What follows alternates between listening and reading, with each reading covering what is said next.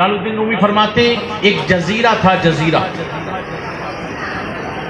کہتے ہیں اس جزیرے کا قانون یہ تھا کہ اس جزیرے کے باہر سے کوئی بھی اس جزیرے پہ آتا وہ جزیرے والے اسے پکڑ لیتے اور کہتے کہ بس اب تو ہمارا حاکم ہے، 1 سال کے لیے 365 دن کے لیے تو ہمارا بادشاہ ہے، ہم تیری بات مانیں گے۔ بندہ اگر وہ بادشاہت اس پر کر لیتا باہر سے آنے والا تو 1 سال کے بعد وہ اسے تخت سے اتار دیتے اور جزیرے کے ساتھ جو جنگل تھا اس میں ڈال دیتے۔ جنگل بڑا بھیانک تھا، بڑی بلائیں، بڑے کانٹے، بڑی مشکلیں تھیں۔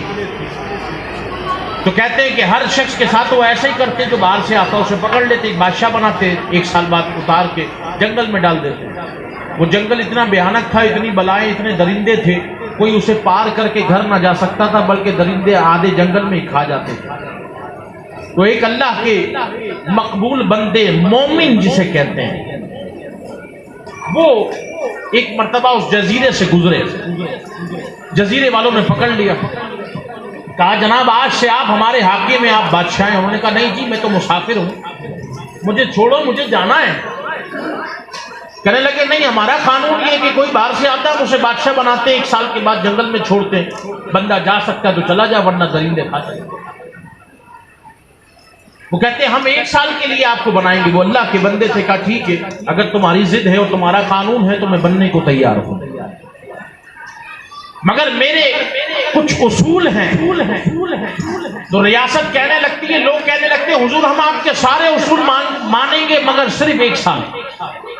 1 سال کے بعد ہم آپ کو نہ بادشاہ مانیں گے، نہ آپ کا کوئی اصول مانیں گے، نہ کوئی آپ کی بات مانی جائے گی، آپ کو تخت سے اتار کر اس جنگل میں ڈال دیا جائے گا۔ وہ کہتے ہیں ٹھیک ہے۔ جلال الدین رومی فرماتے ہیں وہ شخص، وہ اللہ کے ولی کہتے ہیں ٹھیک ہے مجھے قبول ہے۔ وہ تخت پہ بیٹھ جاتے اور تخت پہ بیٹھنے کے بعد ساری ریاست کو جمع کرتے، اس جزیرے کے ہر ایک بندے کو بلا لیتے ہیں، سارے خادمین کو بلا لیتے ہیں اور کہتے ہیں کہ اب میں تمہارا بادشاہ ہوں۔ اور بادشاہ ریاست سے خطاب کرتا ہے جب تخت پہ آتا ہے۔ یہ آپ سب باشعور لوگ ہیں، سب جانتے ہیں، مگر ہماری اصلاح کے لیے جلال الدین رومی بڑا کمال واقعہ یہ فرماتے ہیں جب بادشاہ سلامت وہ جو 1 سال کے لیے بنے تھے، وہ کہنے لگے کہ تم سب یہاں جمع ہو، مجھ سے حلف اٹھاؤ، مجھے اس بات کا اقرار کر کے بتاؤ کہ میری بات مانو گے؟ تو سارے بولتے مانیں گے، مگر 1 سال کے لیے 365 دن کے بعد نہیں مانا۔ کہا ٹھیک ہے مجھے یہ بات قبول ہے اور آج سے میں تمہارا بادشاہ ہوں، بس میں تمہیں حکم دیتا ہوں میری ایک ہی بات مانو۔ وہ کہتے ہیں کیا بات ہے؟ وہ کہتے ہیں کہ تم سارے خادمین لگ جاؤ، یہ جو تمہارے جزیرے کے ساتھ جنگل ہے تم سب مل کے اس کی صفائی کرو، اس کے درندے ختم کرو، اس کے کانٹے ختم کرو اور اس میں بہترین باغ سجاؤ، بہترین پھول سجاؤ۔ کہتے ہیں ٹھیک ہے حضور یہ تو مسئلہ ہی نہیں ہے۔ کہا بس 1 سال تک یہی حکم ہے۔ سارے خادمین لگ جاتے ہیں، اس کے سارے درندے ختم کرتے ہیں، سارے کانٹے ختم کرتے ہیں۔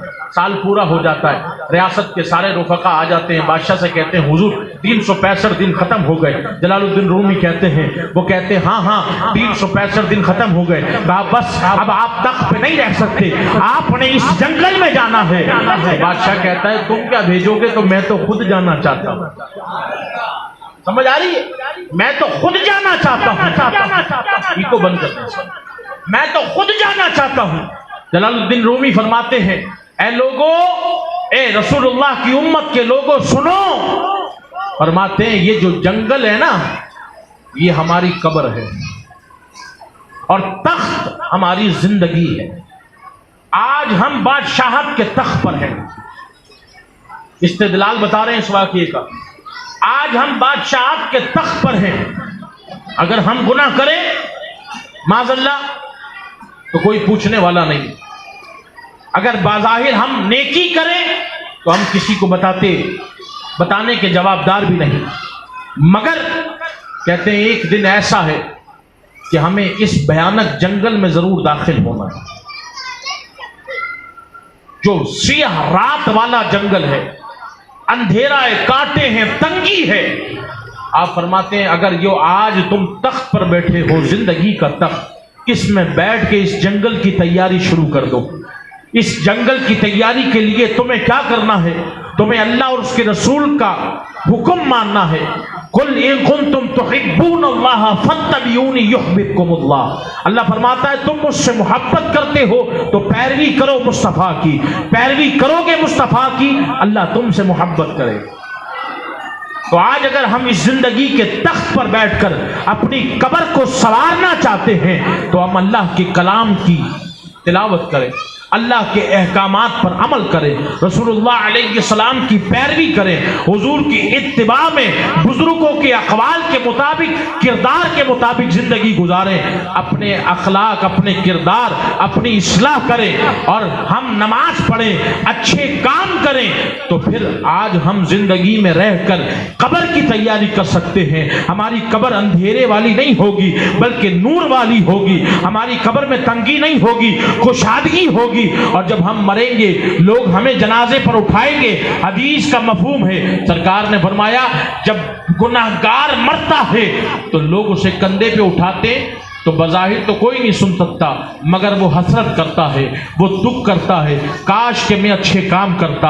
وہ چیختا ہے مجھے اندھیری قبر کی طرف نہ لے کے جاؤ, وہ بھیانک منظر میں دیکھ نہیں پاؤں گا. یہ اس کا عالم ہے جو گناہوں بھری زندگی گزارتا ہے. حدیث کا مفہوم ہے جو نیکوکار ہوتا ہے, قرآن اور صلاۃ کا پابند ہوتا ہے, صلاۃ و صوم کا پابند ہوتا ہے, جب وہ مرتا ہے قبر کے لیے اسے لوگ کندھوں پر اٹھاتے ہیں تو وہ کہتا ہے لوگوں مجھے جلدی پہنچاؤ, مجھے قبر میں جانا ہے. اللہ اکبر, وجہ کیا ہے؟ اس نے قبر میں جانا ہے. کوئی پوچھے نا حضرت بلال حبشی سے جب آپ کے انتقال کا وقت قریب آیا تو آپ کی زوجہ رونے لگی. آپ نے اپنی زوجہ کو کہا اوے یہ غم کا عالم نہیں بلکہ مجھے ستر لباس پہنا, خوشبو لگا, یہ تو مسرت کی وجہ ہے. کہنے لگی کون سی خوشی کی وجہ ہے؟ کہا تجھے پتہ نہیں, مجھے میرے آقا سے قبر میں ملاقات کرنی.